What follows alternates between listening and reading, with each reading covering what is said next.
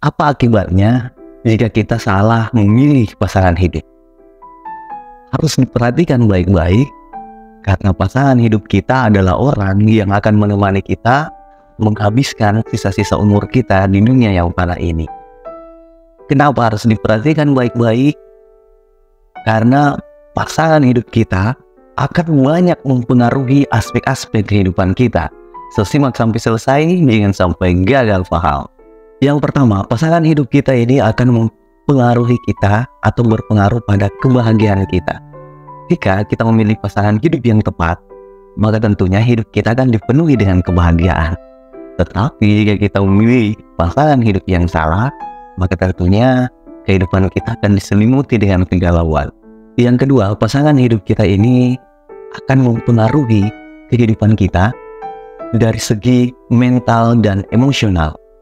Ketika kita berhasil memilih pasangan hidup yang tepat, maka tentunya kita akan mendapatkan support atau dukungan emosional. Tapi jika yang terjadi sebaliknya, maka yakin saja hidup kita akan berada pada gangguan emosional dan kita akan hidup dalam perasaan yang tertekan.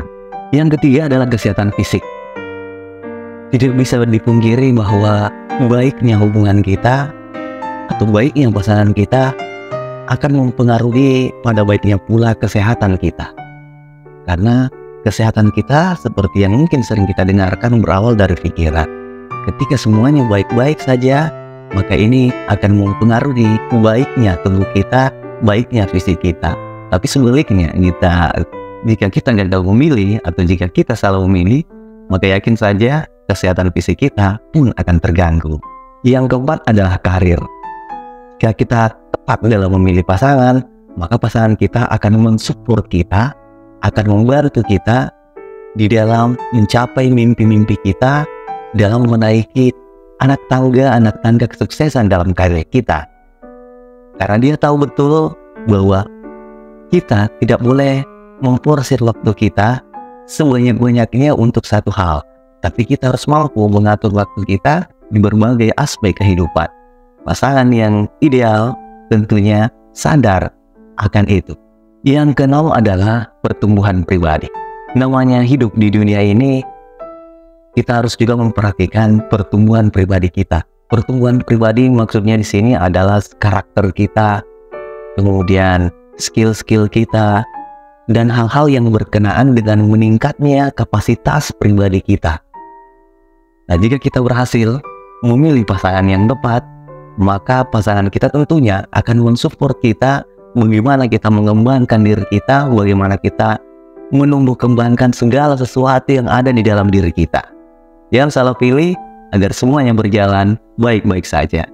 Yang keenam adalah hubungan sosial. Pasangan yang baik atau pasangan yang tepat akan membantu kita untuk bersosialisasi dengan orang-orang di luar dari lingkungan diri kita.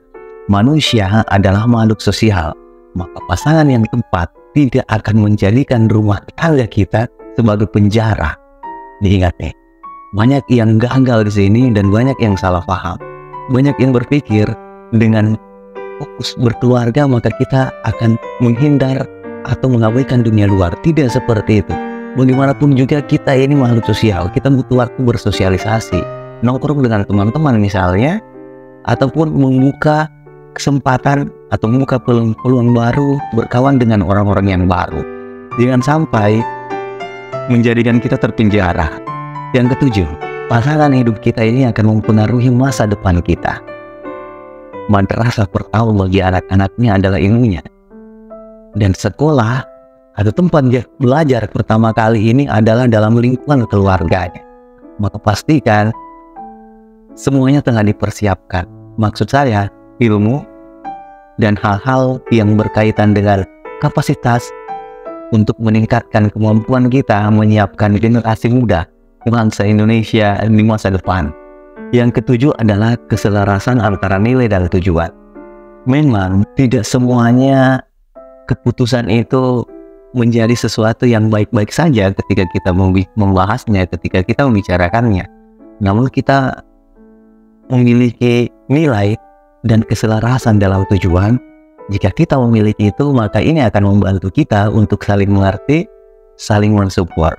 Semoga bermanfaat. Assalamualaikum warahmatullahi wabarakatuh.